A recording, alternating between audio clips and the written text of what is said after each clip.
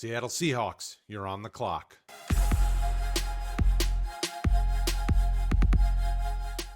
We're back with another 7-round team mock draft. And now that the season's over, and though Seattle just missed the playoffs by this much, we've got a lot to talk about. Under rookie coach Mike Macdonald, this team went in the right direction. They remade their linebacker room. They did a lot of things to progress as a team. Let's see what we can do in the offseason to help them and in the NFL draft. Now, but the Seahawks were in an interesting predicament here. We've got a salary cap that will continue to rise, but when you look through the list of salary cap, they are definitely at the bottom. So they got work to do. They have some interesting free agents coming up on the docket.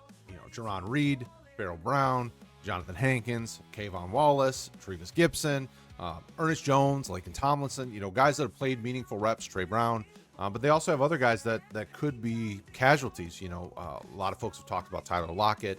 Obviously, we're going into our final year of DK Metcalf, depending on what that looks like. Somebody's going to pay him. Is it going to be the Seahawks?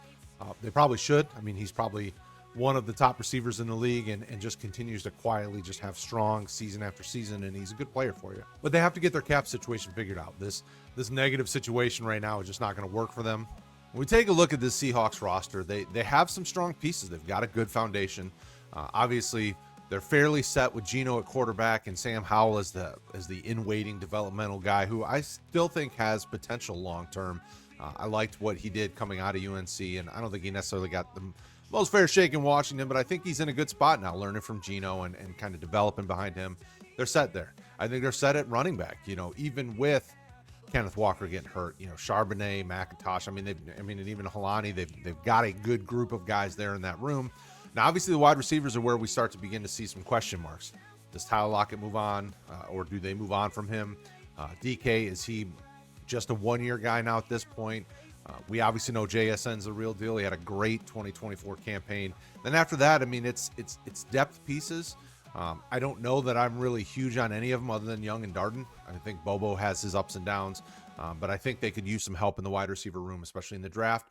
But the nice thing is you don't have to look early in the draft. You can find guys later in the rounds and really find some developmental pieces there that could step in long-term for you. Tight end, I think Barner is a solid long-term guy. I think Fan has played well, obviously dealt with some injuries, but I think they're pretty solid there. Farrell Brown is a solid vet as well. The offensive line is where you really start to get in where I think they need multiple starters. I think they probably need 2 guards that need to come in and push for playing time.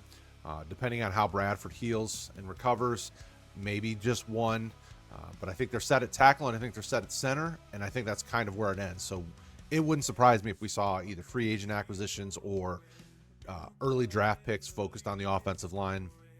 And then when you go to the defensive side, I think the interior, I would love to see them maybe target a nose tackle to some degree.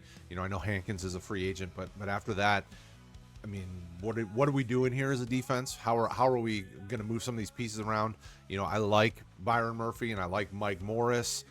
Other than that, I think their starters are solid with Leonard Williams and Jerron Reed, but then we need something there in the middle. So I think those are areas that we're definitely going to want to target. I think our linebackers are in a really solid spot. I like our starters. I like our depth. So if there's a guy to maybe target deep, maybe an edge rusher, sure. And depending on how the draft goes, maybe we're targeting edge early. This really does depend. Then after that, I think we need a outside corner. I think Pritchett could continue to develop, and I wouldn't be surprised if we look towards some safety depth. Outside of that, love Woolen, love Witherspoon. I even think they probably try to re-sign Brown, or at least it wouldn't surprise me if they tried to. So we're there, and then special teamers, I think we're solid. Dixon and Myers are both great. Just keep rolling with them. So that moves on to the free agent class. When you look at the free agents that are available, a lot of wide receivers. I don't know what the cap situation is going to be really telling. We have many draft picks to use, so the free agent market might be hard for us to jump into as a team, depending on what we're doing with some of these contracts. But there's a lot of wide receivers out there if they want to try to target a veteran. These are all obviously potential.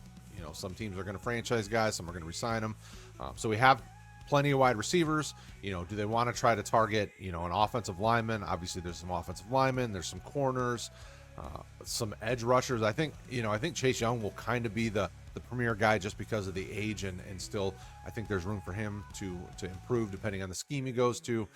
But from there, I mean, we've got plenty of options if they want to try to target, and maybe they wait to try to target that kind of second round of free agents, guys that are depth, solid vets. They could always certainly do that. Obviously Corbett's a guy who could step in and play meaningful reps and be a starter for you if need be. We have some linebackers. We've got, again, some more wide receivers. Marquise Brown is a guy that I don't know that he necessarily fits what you'd be looking for, but, could he be that Tyler Lockett type role potentially? Again, all this depends on who gets re-signed. It's way too early to tell what teams are going to do, but as you can see, as I scroll through this list, drop a comment below. Are there free agents here that as I've scrolled through that you're like, oh, we have to get that guy? There are some players here that I think could step in and help you and play meaningful reps early.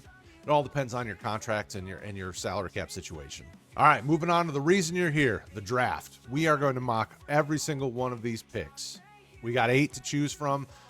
We are picking in the top 20s, which is nice. There should be some premier players here still available for us. Maybe we can get ourselves some offensive line help. Maybe we get ourselves an interior defensive line guy, maybe a corner.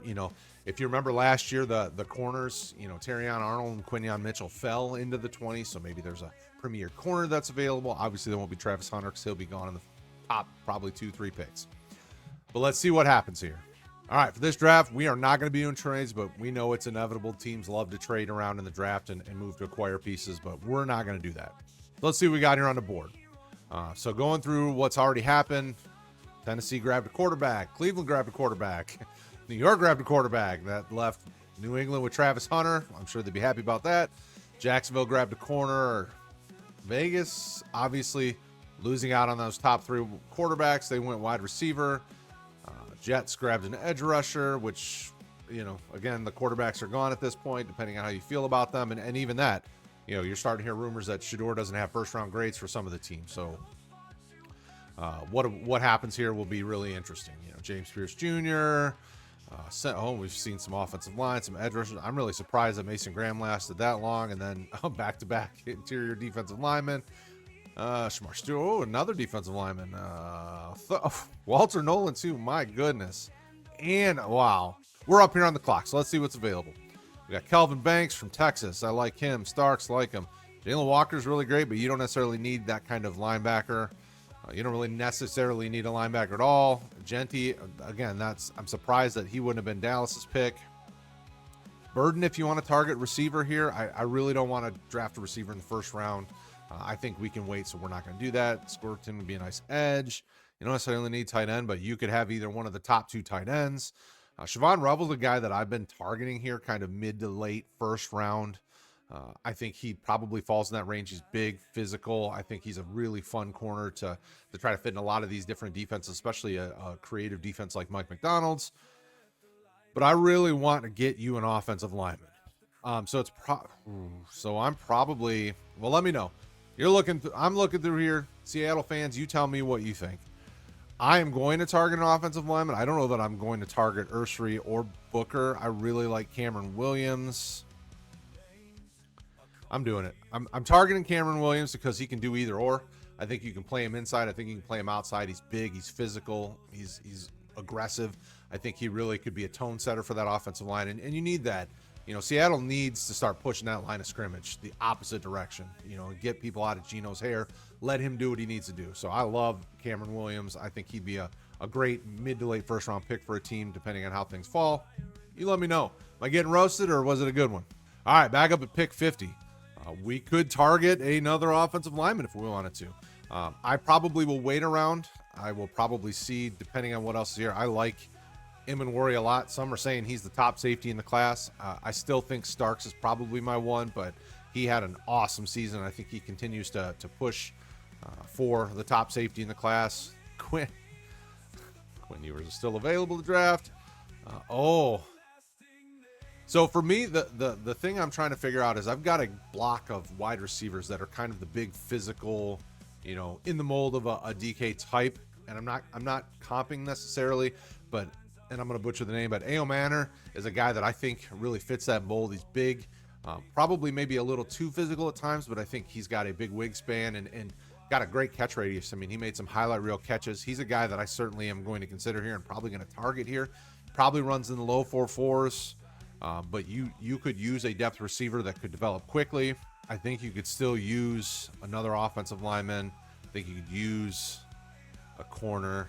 I think I'm going to wait, though. I think I'm going to take this. This may be a little early. I still haven't decided if this block of wide receivers is mid to late second round wide receiver value, but I'm going to take him here because I really like him. He played well at Stanford, and I think he's a player that I think could really develop into something good for you. And then that fills the hole if DK and Lockett are both gone in a year and a half. All right, back up here at pick 82. I think you have a lot of options to choose from. I think we've got a lot of defensive players we could look at here. Going back through the kind of list, I'm going to target a defensive lineman because I really like Norman Lott from Tennessee. I think he's a penetrating interior defensive lineman that could help you out. But, I'm going to go through the list here a little bit. You take a look.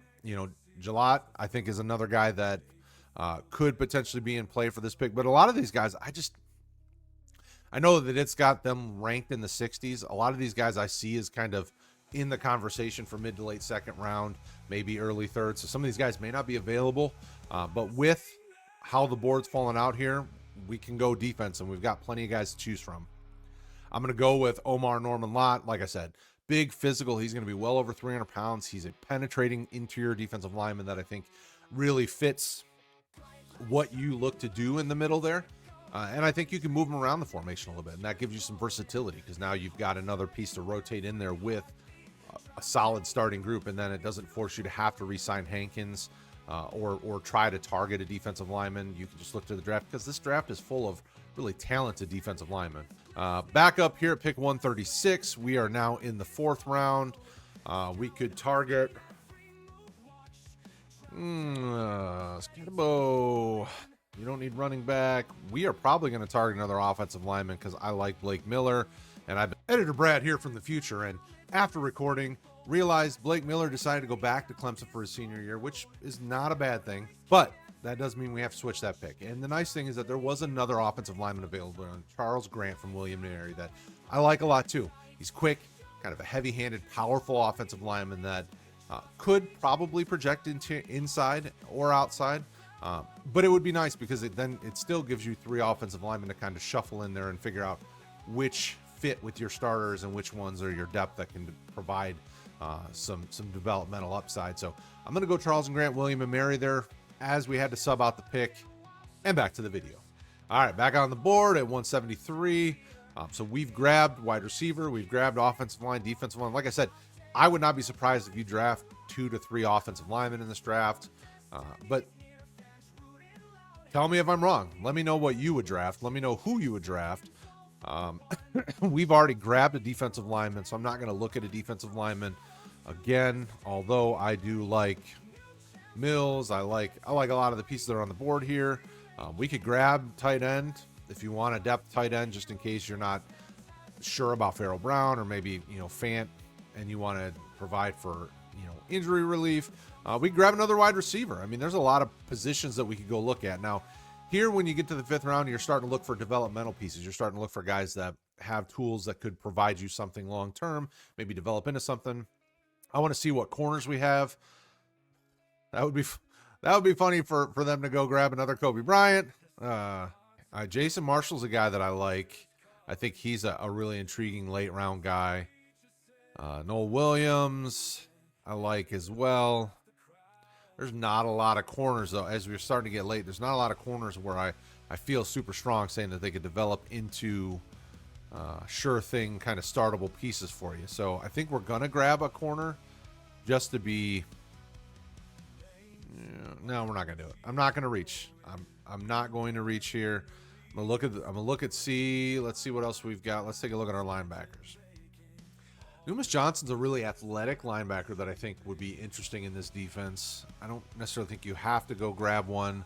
Yeah, so I think we're gonna take Malachi Moore for a couple of reasons. So I think he provides depth in the secondary in a variety of roles. He's a high football IQ safety. He's played clearly at one of the top programs in the nation. But he probably is. He's a good size, right around 6 foot. I think he probably runs closer to the 4.5 range, but he's got enough football IQ to kind of cover up some of the athletic stuff that you may have concerns with. But what it allows you to do is you could play him. I'm not comping him to Brian Branch, but I will say it gives you that kind of flexibility that maybe you could play him in the slot. So maybe Witherspoon could be an outside guy, or you could move things around a little bit. That I think a lot of teams are starting to try to do is move players around based on matchups to maybe try to disguise some things and really cause confusion to the offensive side of the ball. So a guy like Malachi Moore this late, I think makes a lot of sense because you can play him in a variety of roles, and I think he would do well in this defense. Back up at 184, we're still sitting with plenty of receivers, tight ends. I think at this point you're looking for best player. You could double down on the secondary 2 in a row. I mean, Brian is still available, which is really surprising to me. And I wonder if some of the concern might be the size. I know he's around 6 foot, but pretty lean. I think he probably is going to weigh in under 180 pounds would be my guess.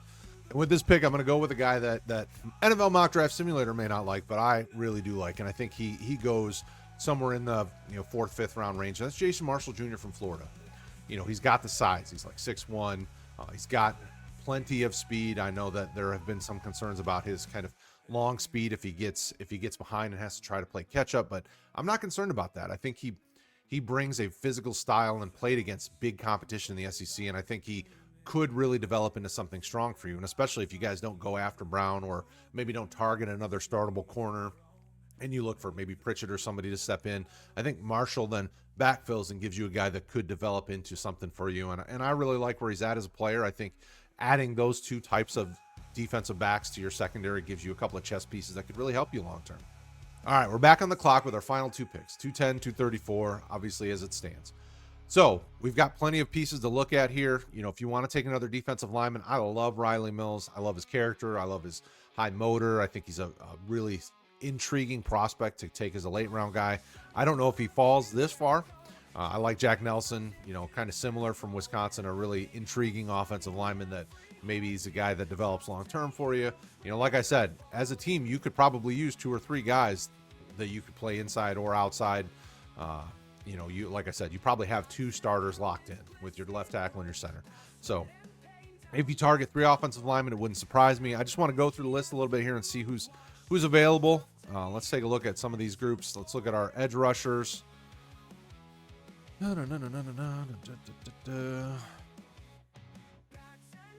Okay, so you've nothing that stands out to me as guys that I would want to jump all over. There's some intriguing players here, some guys that are interesting. Let's take a look at tight end. Arroyo's a guy that there's been some intrigue.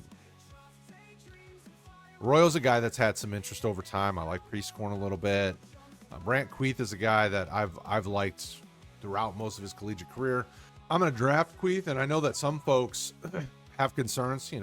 He's kind of that in-between size, at 6'2", but he's a really good route runner.